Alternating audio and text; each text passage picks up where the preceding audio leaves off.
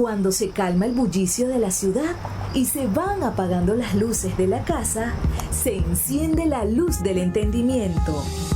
Desde este momento comienza Puerto de Libros, Librería Radiofónica, programa que contiene todos sus elementos tipo A. Puede ser escuchado por niños, niñas y adolescentes sin la supervisión de padres, madres o representantes. Comienza Puerto de Libros, Librería Radiofónica. Este programa llega a ustedes con el apoyo de Puerto de Libros, Librería de Autor. Consulta todas nuestras ofertas en nuestras redes sociales @Puerto de Libros. Sultana del Lago Editores, empresa zuliana de servicios editoriales. Conviértete en autor. Contáctalos en su página web sultanadelago.com.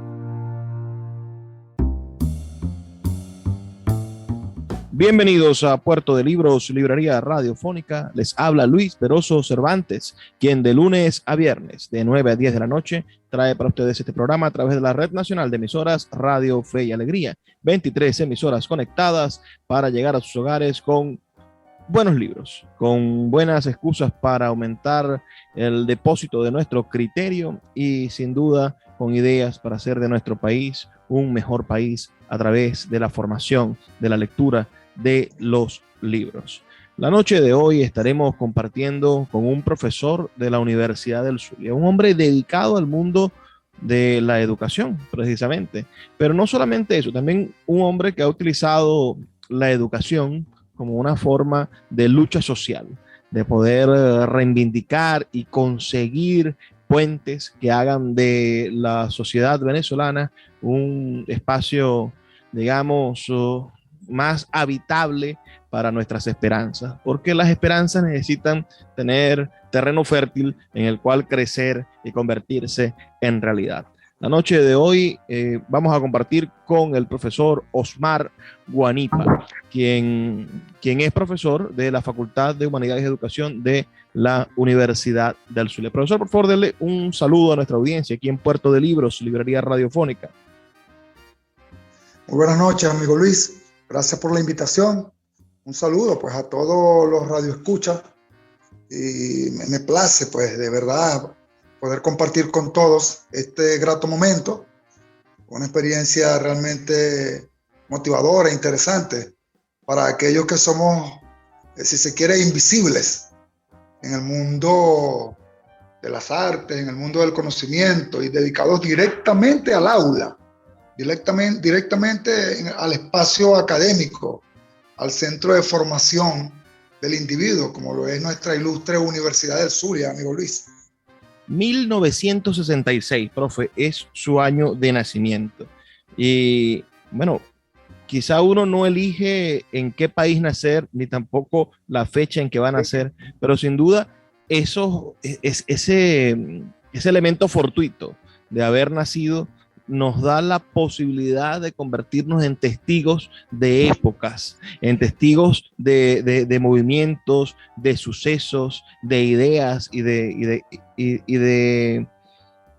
los cambios reales que suceden en nuestro país. ¿En qué momento Osmar Guanipa tiene conciencia de que es venezolano? ¿Qué es el primer recuerdo que podría decir Osmar Guanipa que lo convierte en un venezolano? ¿Sería que la bandera, el himno en el colegio, una maestra o algo en su casa? ¿Qué es la memoria, el punto que lo conecta a Osmar Guanipa con Venezuela? Oye, tremenda pregunta, Luis, interesantísima. Una pregunta por demás compleja, ¿no? En su estructura coyuntural, porque es que en mi vida han pasado, es decir, he experimentado tantos momentos, digamos, extremos, en experiencias vividas, que cada momento me daba una Venezuela distinta, en cada momento, un momento particular, con la Venezuela del momento, ¿no? Con el contexto del momento, y por supuesto Profe, creo que perdimos el audio. Tiene que volver a conectarse. Disculpe que tenemos este detalle técnico. No sé, ¿será ahí que se conectó ya? Sí, ya lo volvemos a escuchar. Okay. Continuamos. Sí, por favor, explíquenos ese punto en el cual se encuentra Osmar Guanipa con la venezolanidad. Sí. Cada momento, desde el año en que yo nací, se presentó una coyuntura diferente, pero siempre enmarcada bajo los criterios de idiosincrasia propia del venezolano, del maracucho. El maracucho rajado, que es como realmente me siento. Recuerda que nuestras raíces propias desde la visión chauvinista nos obliga a mantener esa postura neta de venezolanidad, del zuliano propio, como dije, chauvinista. Y por supuesto, establecer cuándo fue que yo descubrí que era venezolano es complejo para mí, porque es que yo creo que antes de nacer mi mamá, ya yo sabía que iba a ser venezolano. Suena un poco complejo la cosa, pero era así. Antes de nacer mi mamá, ya yo sabía que yo iba a ser venezolano. Y si a mí me pusieran a decidir si quería nacer otra vez y me preguntaran si quería nacer otra vez en Venezuela, por supuesto que nacería en Venezuela, porque es que me acompañan muchos recuerdos gratos, familiares, sociales, artísticos, porque es que me he formado, Luis, en Venezuela. Me he formado en Venezuela, me he formado en Maracaibo. No necesité nunca ir a ningún otro país a adquirir, digamos, mi proceso de creación, mi estructura cognitiva, con esa cosmovisión que me ha caracterizado toda mi vida. Por eso, en cada momento yo descubría que era venezolano. Y debo decirlo, aunque de repente suena un poco arrogante, es que me siento como un gran venezolano, porque definitivamente mi compromiso con mi entorno social, mi compromiso con los coetáneos, es de tal nivel que de verdad que daría mi vida para que todos mis compatriotas venezolanos estén en mejor condición. Pues tenemos que entender que la Venezuela del momento, la situación país, pues nos ha mantenido un poco limitados, ¿no?, en nuestras posibilidades de desarrollar nuestros propios proyectos de vida. Pero yo creo que descubrí que soy venezolano desde antes de nacer mi mamá. No sé si eso tiene algún sentido para alguno. Bueno, para mí lo tiene realmente. Yo cuando alguien me responde con ese tipo de intuiciones, ¿no? Recuerdo al poeta Jeremías de la Biblia, ¿no? Que Dios le dice que antes de que fuese concebido en el vientre de su madre, ya había sido llamado para ser profeta. Y Jeremías sufría el hecho de ser profeta. Además, el rey, creo que era el único profeta que no quería ser profeta. Era el único que de verdad sufría el destino que le había impuesto Dios. En ese mismo sentido, profe, me gustaría que exploráramos sus recuerdos de esa Venezuela que le tocó vivir cuando joven. Usted vivió los años 80 en su juventud, y la Venezuela de los años 80 siento que es parte de una Venezuela adormecida por el progreso, adormecida por la industria petrolera pujante, y no tuvieron la oportunidad, los jóvenes de los 80, ni los viejos de los 80 que estaban dirigiendo el país, de entender que se estaba sembrando, que estaban haciendo la semilla del desastre económico y del comienzo de la despauperación nacional, desde el Viernes Negro en adelante. Entonces, ¿cómo vivió usted esos años 80? ¿Sentía usted que iba a venir esta crisis? Caramba, Luis. Jesús, te debo decir. Profe, en su micrófono tiene que tener cuidado de no tapar el micrófono. Ok, lo que pasa es que ni siquiera sé dónde está el micrófono, pero bueno. Okay, ¿Me escuchas ahora? Sí, lo escucho perfectamente. Ok. Jesús, a mí me tocó vivir una década de los 80, debo decirlo con sinceridad, de bonanza, y posiblemente caí en el extremo de ser un alienado más. un consumista más como lo fue característico en los años 80. Fue los años del está barato, dame dos. Fueron los años, como decía la canción de Guaco, Miami, está barato ya, decía la canción de Guaco. De verdad que me tocó vivir una época de mucha bonanza, de muchas posibilidades. Mi padre en ese momento pues tenía una muy buena posición y pude gozar de todas las bondades y disfrutes que nos ofrecieron los 80 con todo ese bombardeo tecnológico que empezaba a surgir en América, particularmente aquí en Venezuela y en Maracaibo. Maracaibo siempre fue una ciudad muy cosmopolita. Creo que aquí nosotros viajábamos un fin de semana, íbamos a Miami y veníamos, o a México. Era una cosa así como respirar. Me tocó estudiar en un colegio muy reconocido, un colegio privado, donde estudiamos la gente nota, como decía uno, la gente que era nota estudiaba en esos colegios privados. Me pude disfrutar aquellas discotecas de moda como el Pop Club, November, Roller Tech. Es decir, la emoción del momento. Por eso decía que de repente fui un gran alienado, porque me acostumbré a usar la ropa de marca, que marcó un hito en la forma de vestir, en la forma de vida, en la forma de comportamiento. Digo alienado porque, bueno, fueron algunas imitaciones adquiridas pues, por la cultura europea, por la cultura norteamericana, pero ¿quién dijo que eso era malo? ¿Quién dijo que eso era malo? Y por supuesto, quedaba a merced de los políticos todas las posibilidades de manejo de los recursos de la nación, porque realmente había tanta bonanza que de repente a muchos no nos importaba qué hacían tanto los gobiernos, y cada quien vivía la dolce vita del momento de los 80. Sin embargo, no podemos desconocer que fue una época realmente de mucho desarrollo económico, de mucho desarrollo en lo que tuvo que ver con la parte de inversión en materia de educación.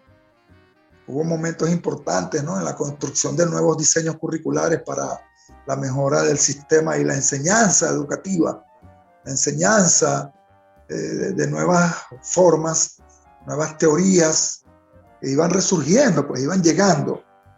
Empezaba a aparecer por allí algunas computadoras y algunos mecanismos, digamos, tecnocráticos.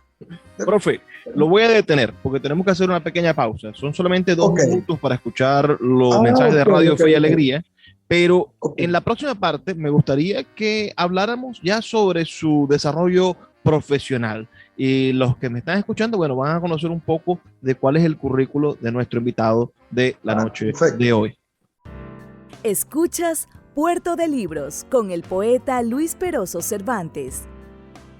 Síguenos en Twitter e Instagram como @Librería Radio.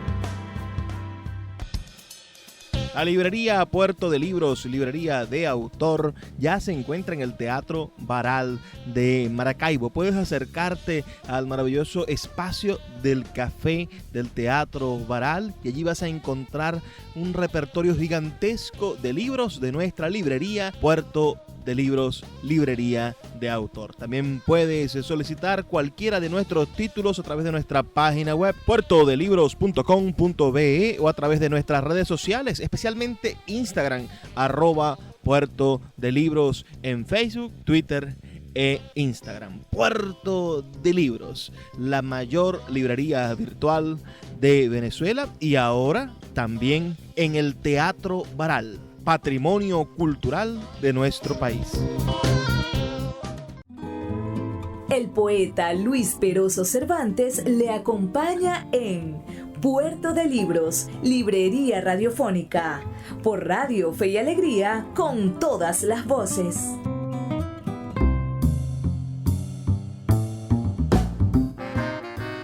Seguimos en Puerto de Libros, librería radiofónica, con el profesor Osmar Guanipa, profesor de la Facultad de Humanidades y Educación de la Universidad del Zulia. Profesor, aquí hay algo que a mí me parece muy curioso. Usted es licenciado en educación preescolar y regularmente o realmente conozco solamente a un licenciado en educación preescolar, que es usted. ¿Cómo primero un hombre como usted, de soporte, talante y dedicación, ¿por qué decidir ir contracorriente quizá de la educación o de lo que eran las carreras de moda y estudiar educación preescolar? Respóndame esa pregunta. Interesante, sí. Bueno, yo sé que en Maracaibo particularmente asumir algunas posturas contracorrientes, sobre todo de una sociedad marcada por el machismo. El maracucho es muy machista realmente. Por supuesto que mueve el piso, pues cambiar esos paradigmas sociales siempre generan algún malestar. Pero sí, yo decidí estudiar educación preescolar producto de esa experiencia que adquirí de niño. Pues yo vengo de padres divorciados a muy temprana edad. Adolescente, se divorcia mis papás, pero a temprana edad, en mi etapa preescolar, yo recuerdo que éramos una familia muy equilibrada, donde, digamos, reinaba el amor. Debo decir que recibí mucho amor de parte de mi mamá y de mi papá, es decir, como familia éramos muy equilibrados. Pero no sé qué sucedió, mis padres ya a la etapa de adolescente tuvieron que divorciarse, y como la mayoría de los jóvenes venezolanos que venimos de familias de padres divorciados, bueno, me tocó vivir pues esa experiencia de ser un niño de padres divorciados. Eso trajo consigo pues toda una serie de situaciones bastante, digamos, particulares, en mi caso, bastante complejas. Finalmente de adolescente fui bastante, por ahí dicen, no, la oveja negra. No, pero fui bastante anárquico en mi casa, no me gustaba seguir las normas establecidas, ¿no? Siempre fui así. Entonces, me fui temprana, me fui a mi casa, a los 17 me fui a mi casa, viví en casa de una abuela y luego viví por aquí y por allá, y me tocó experimentar cosas fuertes que solo gracias al amor que recibí en mi etapa preescolar fue que pude, digamos, enfrentar, fue que pude dar pasos firmes y superar tantos obstáculos que se me iban atravesando en el camino de cada vida, de cada momento de mi experiencia. De manera que haber tenido esa plataforma de amor basada en el concepto de amor genuino en mi etapa preescolar me permitió entender cuál era mi misión. Y había otro fenómeno bastante místico, si se quiere, porque siempre he tenido muy buenas relaciones, excelentes, casi mágicas, con niños. Era una cuestión extraña. De repente yo iba caminando por la calle y cuando sentía a un niño me agarraba de la mano o me agarraba de un pie y se le soltaba la mamá, y aún sigue sucediendo, ¿eh? Y se acercan a mí con aquella facilidad, con aquella confianza, y me parecía como interesante. Siempre fui, digamos, un enamorado también de la poesía, del cuento, de la narrativa. Y también me gustó, y siempre he sido un gran deportista. Yo actualmente soy futbolista, practiqué taekwondo, jugué fútbol profesional. Y entonces me gustaba organizar actividades con los niños, así como un recreador. En ese entonces no existía el concepto de recreador, pero siempre tuve acercamiento con los niños, siempre. Y siempre, pues, los papás confiaban en mí, me permitían acercarme a ellos y hasta me los dejaban a veces. En fin, fue una cosa que me obligó a sistematizar de alguna manera desde una concepción un tanto más científica, porque de verdad que para tratar con niños hay que tener cierto cuidado, cierta prudencia, porque bueno, el niño a veces interpreta las cosas como no deben interpretarlas, y a veces nosotros interpretamos al niño como no debemos interpretarlo. De allí que yo decido estudiar educación preescolar en la Universidad del Zulia, que fue un proceso bastante complejo, porque yo empecé estudiando letras, y como en el 6º semestre fue que finalmente me aceptaron presentar las pruebas de luz, para las pruebas de la mención preescolar, porque es que no me aceptaba. Finalmente presenté mis pruebas, quedé apto, bueno, y ahí me tienen ahorita pues como profesor de ese departamento, uno de los departamentos, digamos, más prolijos que puede tener la Facultad de Humanidades, Departamento de Educación Inicial ahora, de acuerdo al nuevo currículum. Establecemos sin duda hay pocos hombres graduados en esa carrera, precisamente porque se piensa que solamente las mujeres están capacitadas para educar a los niños en esa tierna edad, ¿verdad? Sí, y no solo eso, no es que se piensa, es que hay una firme convicción de que el hombre, ojo, estamos hablando culturalmente, ¿no? Las posturas, los paradigmas sociales. Yo recuerdo que cuando yo estudiaba preescolar, decían que yo era homosexual. Algunos decían que que tenía alguna desviación o era afeminado. Pero cuando me terminaban de conocer, por supuesto que cambiaban de modo, el modo de ver, pues de verme a mí como un estudiante de preescolar. Pero fue una cuestión que hizo mucho ruido, inclusive las mismas profesoras que me dieron clase se sentían incómodas conmigo. Yo recuerdo que se paraban en la puerta del salón un poco de gente para mirarme nomás, porque yo era el único hombre que estudiaba esa carrera, que de paso no fui el único hombre, soy el tercero, pero parece que yo he sido el que más ruido ha hecho en ese sentido. Pero ha sido una dinámica bien interesante, porque al día de hoy, pues debo decir que me siento muy orgulloso de haber estudiado esa carrera y muy comprometido como profesor de la mención en la Universidad del Zulia. Pues creo que he dado pasos firmes en ese sentido, pues, y seguro estoy reconocido pues como una persona responsable y bastante seria y comprometida. Profesor, con mi universidad. Ahora, saltando un poco estos asuntos, sí sé que sus estudios de posgrado, bueno, saltaron a otros extremos. Usted hizo un posgrado en ciencias políticas, ¿verdad? Sí, correcto. Háblenos de sus estudios de posgrado y cómo los conecta con esa pasión también por el mundo preescolar y por la educación inicial. Claro. Yo primero hice mi posgrado nivel maestría en psicología educativa, porque siempre me gustó, digamos, la parte del comportamiento humano, cómo abordarla. Y una de mis pasiones siempre ha sido todo lo relacionado con la neurociencia. Por eso mis estudios de investigación siempre han estado cerca de cómo funciona el cerebro, cómo estimulo áreas del cerebro que están relacionadas directamente con alguna conducta, con algún comportamiento en particular. Es decir, cómo hago para concentrarme, cómo hago para pensar positivo, cómo hago para pensar, digamos, de manera intuitiva, cómo hago para sentir, cómo hago para concentrarme. Es decir, cómo estimular áreas del cerebro que son las que facilitan el proceso de adaptación del educando en el aula. Y por allí pues me fui y lo asocié también a la música, ¿no? Como elemento estimulador, como elemento activador, ¿no? Desde la perspectiva de lo que es el conductismo. Luego inicié un doctorado conjunto en la Universidad de Córdoba de España, a través de un convenio que hizo la Universidad del Zulia y la Universidad de Córdoba. Fuimos varios profesores, fuimos seleccionados. Yo inicié el doctorado en nuevas tendencias históricas curriculares y de gestión.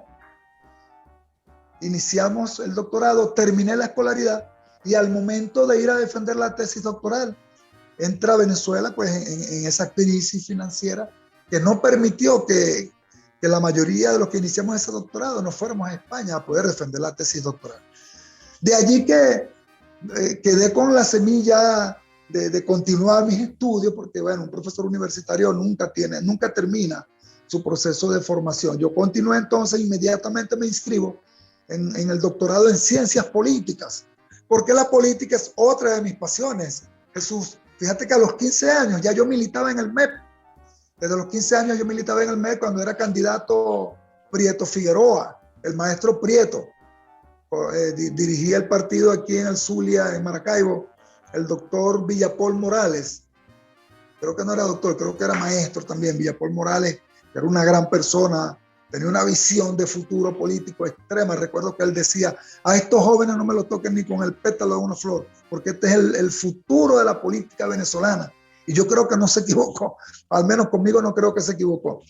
En la universidad he hecho política, desde estudiante hice política. Fui varias veces consejero de escuela, fui varias veces consejero de facultad, fui miembro del centro de estudiantes. Luego de profesor, continué pues mis labores dentro de la dinámica de la política universitaria.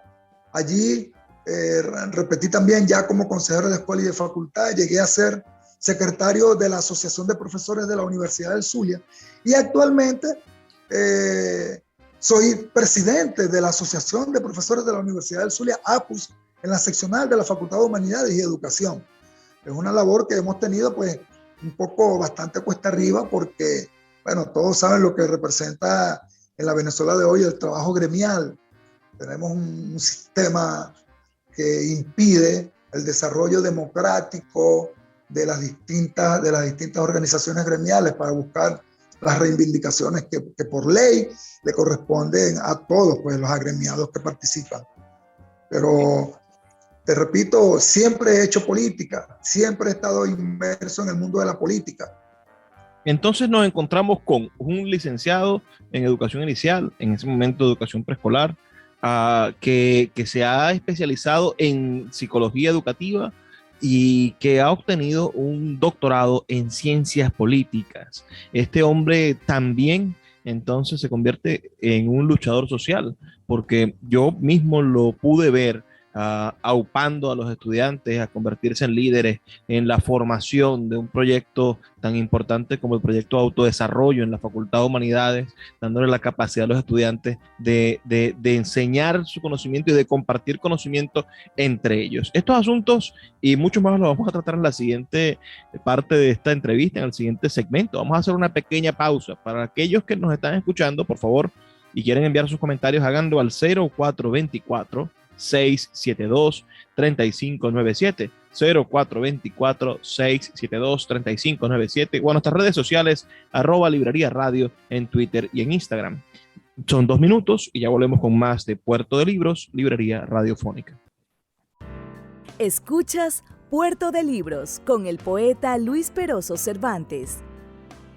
Síguenos en Twitter e Instagram como @Librería Radio.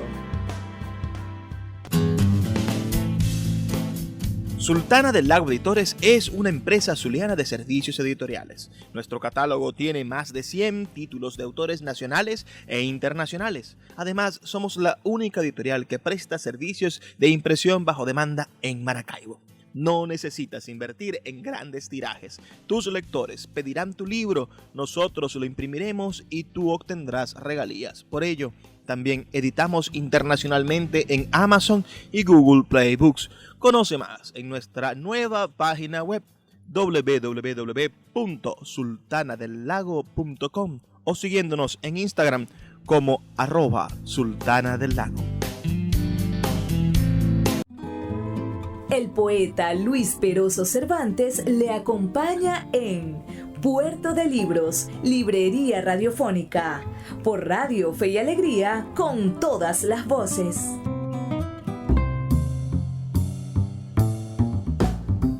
Seguimos en Puerto de Libros, Librería Radiofónica, esta noche con el profesor Osmar Guanipa, doctor en Ciencias Políticas por la Universidad del Zulia, profesor de esa universidad, de la Facultad de Humanidades y Educación, donde en más de una oportunidad tuvimos el gusto de cruzarnos y de compartir ideas sobre la manera en la cual la universidad podría transformar la realidad y cómo la universidad puede convertirse en un ecosistema activo. La universidad que usted conoció y la que me tocó entrar a mí es muy diferente a la que hoy vivimos. La universidad de verdad está en una crisis que no se compara ni siquiera a aquella crisis de los años 90. Pienso cuando la Universidad del Zulia entró en paro, el profesor Ángel Madrid de decano y hizo un paro de 6 meses que se convirtió en un paro de 4 años, o cualquiera de esas crisis que vivieron los diferentes momentos históricos de nuestras universidades. Hoy la universidad parece que ha perdido, es mi punto de vista, quizás estoy equivocado, profe, parece que ha perdido ese ese rumbo del compartir académico y muchas veces ahora con muchísimos menos estudiantes, porque pareciese que nuestros estudiantes, nuestros jóvenes han perdido el deseo de formarse como, como universitarios, de obtener títulos universitarios, porque ¿qué gana un profesor universitario? ¿Qué gana una persona con un título de educador? ¿Qué gana? Y el contrario, el emprendedor, entre comillas, hasta el bachaquero, el que está haciendo cola de gasolina, está ganando más que un profesional. Entonces, nos encontramos dentro de las aulas una crisis moral en la cual, e intelectual, en la cual los estudiantes pareciese que no están contribuyendo a ese ciclo natural de las preguntas, de incentivar al profesor a hacer más intensas las clases o de crear nuevos parámetros de la búsqueda del conocimiento. ¿Cómo podríamos nosotros, profe, hacer un diagnóstico de la universidad actual, de cuáles son sus verdaderos problemas, que ya no son los mismos de hace 20 o 30 años, o siguen siendo los mismos, pero se han convertido en nuevos y más poderosos? Porque si hace 10 o 15 años peleábamos presupuestos porque queríamos construir nuevas aulas, porque queríamos tener mejores laboratorios, bueno, hoy tenemos los mismos problemas, pero ahora no tenemos estudiantes motivados, ahora no hay un ecosistema académico donde la gente pueda ir a las bibliotecas o tener congresos y simposios. Ahora hay de verdad una crisis que ha como desarmado lo que era la vida universitaria, la que yo conocí y seguramente la que usted habitó. Sí, interesantísimo eso, Luis, complejo. Sin embargo, los problemas que vive la universidad en este momento son los mismos problemas que vive la ciudad. El problema del agua que vive la universidad es el mismo problema de agua que vive la ciudad. El problema de abandono que vive la universidad es el mismo problema de abandono que tiene la ciudad, que tiene el país inclusive. Es decir, los problemas que tiene la universidad no son ajenos a la problemática que tiene arropada nuestra hermosa Venezuela, chicos, nuestra ciudad de Maracaibo. Claro, hay un déficit, digamos, de matrícula, producto de que el estudiante tuvo que emigrar a otros países porque definitivamente Venezuela no está presentando oportunidades para el ingreso al sistema laboral, porque no hay programas que garantice a nuestros profesionales o a la generación que se está formando para el desarrollo real de nuestra nación. Por tanto, hemos visto que ha bajado significativamente nuestras matrículas. Sin embargo, eso no significa que la universidad esté a puerta cerrada. Jesús, yo actualmente estoy dando clases. Actualmente acabo de terminar 2 secciones de autodesarrollo, como tú lo sabes, y nutridas, y ya comencé, la semana esta que culminó, es decir, continué el semestre que quedó pendiente, producto del periodo vacacional. Son 3 secciones que estoy atendiendo, y son secciones que tienen más de 16 alumnos cada una. Bueno, realmente antes teníamos secciones de 52, pero en el momento tener secciones de 22, de 18, de 17 es significativo si tomamos en cuenta la situación país, ¿no? Sobre todo en Maracaibo, que el estudiante no tiene cómo movilizarse porque no hay transporte, producto del problema de la gasolina, porque tiene un dinero en efectivo para pagar el pasaje, porque en Maracaibo no existe efectivo. El efectivo lo tiene represado, no sé si es el Banco Central de las Pulgas, como dicen aquí jocosamente. Es decir, hay muchas limitaciones, pero hay un grupo importante que está haciendo grandes esfuerzos para que la universidad no muera, sino que por el contrario termine de consolidar sus proyectos de desarrollo intelectual. Y estamos viendo que actualmente acabamos de cumplir 73 años de la reapertura, 75 años de la reapertura. Y vimos que hubo un acto solemne bien nutrido con mucha gente, hubo una misa, vemos facultades que están haciendo actividades. Fíjate, la Facultad de Medicina está activa, la Facultad de Humanidades está activa, la Facultad de Arquitectura está activa, la Facultad de Veterinaria está activa, pero tenemos facultades que parece que hubiesen tirado la bomba de Hiroshima y Nagasaki. La Facultad de Ciencias es una facultad que de verdad hay que meterle el pecho y recuperar esos espacios, porque es que ahí se llevaron todo, ahí desvalijaron todo. Y por supuesto, creo que todos somos responsables, porque es que hubo facultades donde todo el mundo se fue, el decano, profesores, obreros, empleados, etcétera. En mi facultad estuvimos activos y aún la decana de mi facultad, por ejemplo, va todos los días. En mi facultad hay un obrero que prácticamente vive allí como vigilante de manera, digamos, espontánea, porque él siente la facultad. En mi facultad se congregan los grupos de seguridad, como no recuerdo el nombre del grupo de seguridad que tenemos interna de la universidad. Es decir, hay facultades que sus miembros han sido bastante responsables y comprometidos con ella. Y ahí se mantienen y estamos dando la pelea.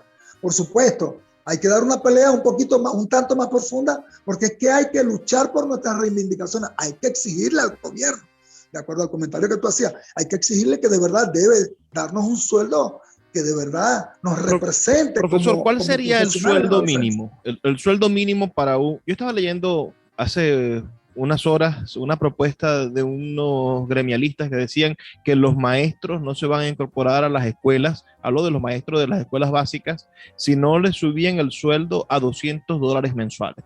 ¿Cuál cree usted que debe ser el sueldo de un profesor universitario? Yo tengo entendido, lo sé, porque bueno, mi tío es profesor jubilado, mi abuelo es profesor jubilado, y el equivalente al sueldo de un profesor hace 20 años era de $1,500, y un profesor titular de dedicación exclusiva ganaba hasta $3,000 al equivalente, ¿no? Y era más o menos el sueldo estándar que tienen los universitarios en toda Latinoamérica.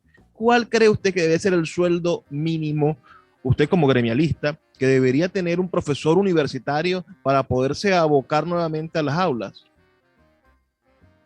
Y no solamente las aulas, para poder hacer investigación. Nosotros somos científicos, nosotros somos investigadores y requerimos de un recurso realmente base para poder estar al día con las nuevas tecnologías, con los nuevos textos, para poder realmente ser objetivos en nuestras investigaciones. Pero un sueldo mínimo para un profesor universitario no debe ser menor a $1,200, esa es la verdad.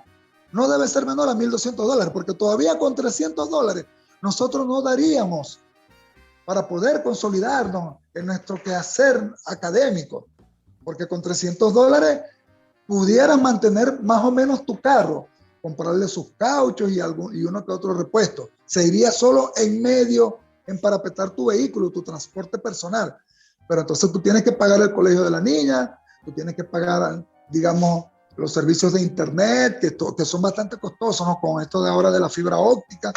Y bueno, y la comida, imagínate, eso es una cosa en extremo difícil. Por tanto, yo creo que un sueldo mínimo de un profesor universitario debiera ser el mínimo, $1,200. Y yo sé que este gobierno pudiera hacer, digamos, la gestión para cumplir con ese requerimiento, pero no les interesa. Yo creo que parte del plan de gobierno es precisamente la búsqueda la desaparición de las instituciones de educación universitaria. No sé si eso pudiera convertirse en una especie de hipótesis, pero creo que esto es parte de las políticas de gobierno, desaparecer las universidades, empobrecer al profesor universitario, porque no le veo otra explicación a esta situación. Te repito, las universidades se mantienen porque casi que nosotros las estamos financiando, porque tenemos personas que aún están comprometidas y los gremios pues hacemos lo mejor que podemos. Nuestras luchas se han hecho sentir, pero el gobierno de verdad que no sé, parece que no le interesa mucho ese asunto, ¿no? De la educación a ningún nivel. Porque han tratado de politizar todos los niveles educativos. ¿Se podría solucionar, profesor, haciendo de la universidad pública una universidad semiprivada? Es decir, que los estudiantes de alguna manera financien el salario de los profesores públicos. Bertale, hermano, yo no creo que eso tenga que ser así, porque entonces estaríamos hablando de una educación de élites, porque es que todo el mundo no va a poder pagar. Entonces estaríamos pensando en que solo los que pueden pagar tienen derecho a la educación. Estaríamos entrando en la época del oscurantismo, ¿no? Que la educación estaba solo para algunos, ¿no? Antes de la Edad Media, eso era una cosa terrible. No, yo no creo que eso tenga que ser así. Yo creo que el Estado tiene que buscar mecanismos que garanticen el acceso de todos, porque eso está en la ley, eso está en los derechos humanos, el derecho a la educación, eso está en la Constitución, está en la Ley Orgánica de Educación, está en la LOGNA. El Estado debe cumplir su responsabilidad, sus compromisos y respetar lo que está establecido en los derechos humanos, en la tabla de los derechos del niño. No creo que tenga que ser necesariamente de élites el derecho a la educación. Es para todos, es para todos. Y si estamos hablando de que la educación debe ser gratuita, pues debe cumplirse con ese estamento jurídico. No creo que tengan que pagar. Bueno, para eso están las instituciones privadas. Bueno, el que quiera irse por una institución privada, pues tendrá que recurrir a ella. Pero la Universidad del Zulia siempre será la Universidad del Zulia y no creo que haya ninguna otra universidad privada o con otras características que pueda superar el legado histórico que ha caracterizado por tanto tiempo nuestra ilustre Universidad del Zulia. Vamos a hacer una pausa, profe. Son solamente 2 minutos para escuchar los mensajes de nuestros amigos de Radio Fe y Alegría, otro proyecto educativo titánico y que da muchísimos ejemplos de superación y de desarrollo y de trabajar con amor por educar a nuestro país. Son solamente 2 minutos y ya volvemos con más de Puerto de Libros, Librería Radiofónica. Escuchas Puerto de Libros con el poeta Luis Peroso Cervantes. Síguenos en Twitter e Instagram como @Librería Radio. El poeta Luis Peroso Cervantes le acompaña en Puerto de Libros, Librería Radiofónica, por Radio Fe y Alegría, con todas las voces. Seguimos en Puerto de Libros, Librería Radiofónica, ya en nuestro último segmento, pero no se pongan tristes, como siempre les digo, son 12 minutos más donde vamos a estar conversando con nuestro invitado de esta noche, con Osmar Guanipa. Voy a recapitular un poco. Tenemos a un luchador gremial que fue también estudiante, como luchador estudiantil, que rompió, paradigmas, logrando graduarse de licenciado en preescolar, hoy licenciatura en educación inicial, un hombre que ha completado sus estudios como magíster en psicología educativa y como doctor en ciencias políticas por la Universidad del Zulia. Todo esto además se nos abre en un abanico de acciones, ¿no? Osmar Guanipa es iniciador del proyecto de autodesarrollo en la Facultad de Humanidades y Educación, es también un promotor de la acción estudiantil y del reconocimiento del papel del estudiante en la vida activa de la facultad y en la creación de conocimiento. Pero no solo eso nos trae a conversar esta noche con Osmar Guanipa.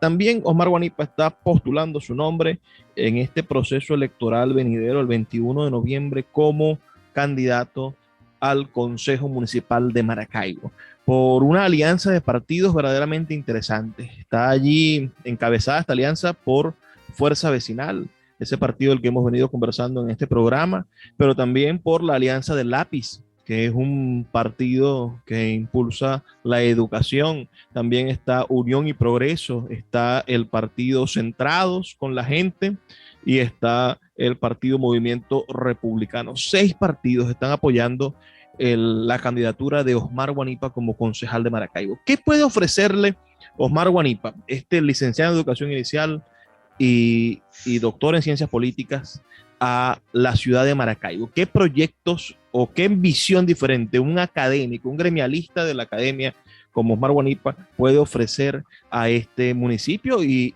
si nos permitimos, porque estamos hablando de Maracaibo, pero este programa, como la audiencia lo sabe, sale en todo el país. ¿De qué manera un académico podría funcionar o podría aportar algo en una cámara de un consejo municipal? Fíjate, una de las cosas que yo llevo como propuesta va a ser que mi gestión como concejal va a estar más allá de esas 4 paredes en las que nos vamos a concentrar, de ese hemiciclo, y juro ante todos en este programa que me voy a comprometer con cada parroquia del municipio de Maracaibo a llevar asambleas a las comunidades, donde voy a llevar el mensaje, donde voy a llevar lo discutido en cada agenda, para que la gente esté digamos, vinculada directamente, tal como lo he hecho cuando he sido consejero de escuela y de facultad, que yo tenía mi cartelera y todo el mundo se daba cuenta qué era lo que nosotros discutíamos y cuál era mi postura personal, mi postura particular en pro del beneficio del colectivo, porque es el colectivo el que me está seleccionando a través de su voto para que yo represente los intereses de ese colectivo, valga la redundancia. Entre otras cosas, por supuesto, vamos a hacer un trabajo, digamos, de la mano con nuestro alcalde, que será para el momento Juan Carlos Fernández, donde lo voy a comprometer.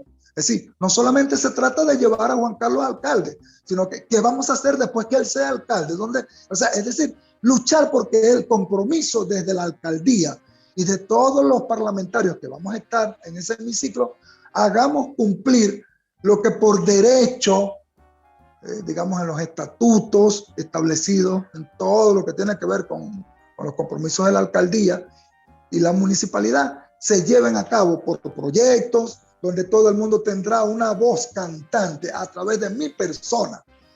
Evidentemente no te puedo decir porque yo realmente no puedo mentir, yo no puedo ofrecer lo que realmente no sé si lo tengo a la mano, porque yo parto de 3 elementos propios de la filosofía.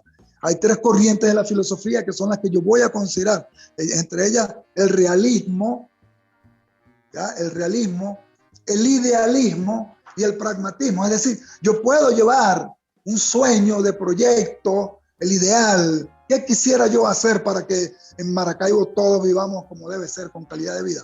Pero yo tengo que ser realista. Allí me aferro a esa corriente filosófica, el realismo, porque yo tengo que saber con qué voy a contar, qué nos van a dejar en esa alcaldía el gobernante saliente, con qué recursos nosotros vamos a iniciar la gestión, con quién me voy a encontrar en ese hemiciclo, quiénes van a ser los que vamos a compartir allí el debate en cada sesión, cuáles van a ser las posturas más allá de lo político, más allá de lo político. Yo siempre he dicho que la política es la ciencia del bien común. Nosotros tenemos que direccionar ese bien para nuestra comunidad. Y por supuesto, desde el pragmatismo es porque tendremos que ejecutar cada proyecto. No podemos solamente convertirnos en debate y nunca se lleve a cabo ningún proyecto. Nosotros yo en lo particular, Osmar Guanipa se compromete a llevar a cabo cada proyecto que mi parroquia y que todas las parroquias de Maracaibo me presenten. Me pongo a la orden de todos los maravinos para que me ubiquen, para que me busquen. Seguramente tendré un despacho con toda seguridad y allí yo voy a recibir cada proyecto y cada proyecto voy a defender con todas las armas que mi intelecto y mis motivaciones me permitan llevar a cabo, porque de verdad voy comprometidísimo con mi gente, bien comprometido con mi gente, por el honor de mi familia, por el honor de mi esposa, por el honor de mi hija, porque de eso se trata. No solamente es el estatus de ser un político, por ahí se escucha siempre, yo quiero ser político, porque los políticos viven bien. ¿Quién dijo que los políticos viven bien? Viven bien porque ahora se convirtió en una moda que el que es político tiene que tener 3 escoltas con 3 camionetas traídas de otro planeta. Eso es una cosa que eso no se veía aquí, eso es una cosa que se hizo moda. Eso hay que romperlo, hay que cortar ese cordón umbilical y llevar nuevamente al político, al propio, el de la parroquia, el de la comunidad, el del día a día, el que da la cara, el del face to face, como dicen. Ese es mi compromiso y por supuesto la misma dinámica me irá dando elementos ya para ir adquiriendo mayores posibilidades, digamos mayores herramientas para ir en busca de las soluciones que cada parroquia ha venido presentando. Fíjate tú con el problema que nos ha generado la lluvia. Las cañadas, bueno, eso es una locura. Hay que empezar a embaular cañadas, pero bueno, pues eso hay que hacerlo. Pues. Ese es parte de los compromisos que hay que asumir. El problema del agua. Juan Carlos Fernández tiene un proyecto bien interesante que hay que darle apoyo. Eso de hacer los pozos de agua que van de alguna manera a coadyuvar a esa gran problemática que hemos venido sufriendo los zulianos, en particular los maracuchos, los maravinos, y habrá que darle pues respuesta. Por eso me pongo a la orden de todos los ciudadanos de mi municipio para que me ubiquen, para que me lleven propuestas, para que me jalen las orejas, y me mantengan siempre con los pies sobre la tierra, como tiene que ser un real líder social, un verdadero líder social. Vamos a cerrar, porque quedan apenas unos minutos, pero a mí me maravilla esta alianza de estos 6 partidos, que son partidos independientes. Yo cada día siento más alergia por los extremos. Yo siempre me he sentido seducido por las ideas de los zapatistas que dicen que existe una tercera voz, una tercera voz, la voz del excluido, porque la izquierda y la derecha, que siempre están en pugna, que siempre están peleando, ambos tienen poder, ambos representan una esfera de poder, porque oponerse al poder también es una forma de poder. Y en el medio queda uno tercero callado, queda uno tercero al que hay que darle la palabra, al que hay que luchar para poder romper con ese círculo vicioso que tienen los extremos del que está el poder y el que se opone. Profesor, ¿se da la oportunidad de cambiar? ¿Cree usted que se da la oportunidad ahorita de cambiar el mapa político venezolano? De enseñarle a quienes se creen dueños de la voluntad de la gente que la gente tiene la oportunidad de elegir. Si hay forma de romper con el círculo vicioso de quienes regentan la atención y quienes se creen dueños de la verdad, tanto de la oposición como del chavismo, porque cada uno se cree dueño de la verdad, pero las acciones que ejecutan, bueno, nos demuestran que ninguno ha tenido la oportunidad de hacer un cambio real en la vida del venezolano. Si no, no estuviéramos viviendo lo que estamos viviendo. ¿Qué opina usted? ¿Cómo se avesuran estos tiempos? ¿Existe la posibilidad de que irrumpa una tercera voz en la política venezolana? Definitivamente sí. Y esa tercera voz la va a asumir el pueblo. Esa tercera voz está en manos de nuestros electores. Y es evidente, amigo, si salís a la calle a conversar con todos, en todas las parroquias, con cada uno que le preguntes, te van a decir, no, yo voy a votar y quiero que no lo vean, no lo vean como campaña, no, pero es la verdad. No, yo voy a votar por fulano. Bueno, vamos a ver, por Juan Carlos Fernández. Y en verdad es como una voz que se oye a unísono, ¿ya? ¿Por qué? Porque de repente el otro factor que está aspirando representa la voluntad de 4 organizaciones que en lo político han cometido errores, mira, pero garrafales, y son errores que han generado un gran desequilibrio en la forma de ver la política aquí en Venezuela. Le han generado a nuestra nación un gran dolor, un desastre.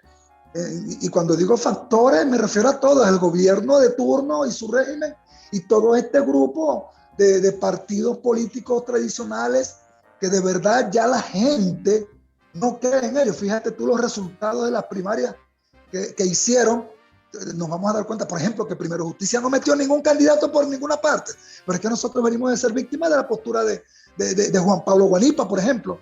Nosotros le dimos el voto, nosotros le dimos nuestra confianza, nosotros tuvimos fe en que él iba a asumir los destinos de los zulianos, pero su arrogancia burgués, posiblemente, fue la arrogancia burgués y no el análisis, no su capacidad de análisis político, le impidió que él fuera a juramentarse a donde se tuviera que ir a juramentar, porque el compromiso no era con su arrogancia, era con el pueblo que lo eligió, y así tiene que funcionar. De manera que hoy estoy viendo que hay una tercera voz y se la estoy viendo al pueblo. La gente ya está cansada, la gente ya, y va a votar la gente, amigo, la gente va a salir a votar. Eso se ve en las calles, eso se ve en la televisión, eso se siente, se palpa. Creo que es la tercera voz, por eso digo que tenemos que bajar y poner los pies sobre la tierra, porque al final es el pueblo el que va a decidir los destinos de esta nación. El pueblo, entiendo que se ha equivocado, pero el pueblo también ha sido sabio en los momentos que ha tenido que asumirlo. Y estoy confiando en que en estas elecciones del 21 de noviembre, el pueblo va a hablar y vamos a tener nuevos gobernantes a nivel nacional. Vamos a tener en Maracaibo, estoy seguro, estoy convencido que el candidato Juan Carlos Fernández va a ser el próximo alcalde de Maracaibo. Y por supuesto, es evidente que Manuel Rosales va a terminar siendo el nuevo gobernador del estado Zulia, porque los numeritos están echados. Pero claro, siempre hemos dicho que el voto mata encuesta, pero por eso hay que salir a votar. Y mi gente de Maracaibo, me ha demostrado que va a asumirlo con mucha seriedad, con mucha responsabilidad y compromiso. Estoy seguro que eso va a ser así, hermano. Nos retiramos, profesor. Me voy con una frase suya que la asocio con una frase, con un verso de Ali Primera, ¿no? El pueblo es sabio y paciente. Quizá llegó la hora de que todos nosotros salgamos a votar. Muchísimas gracias a todos los que nos escucharon. Recuerden sus comentarios al 0424-672-3597 con nuestras redes sociales @Librería Radio en Twitter y en Instagram. Nos escuchamos el día de mañana. Muchísimas gracias. Por favor, sean felices, lean poesía.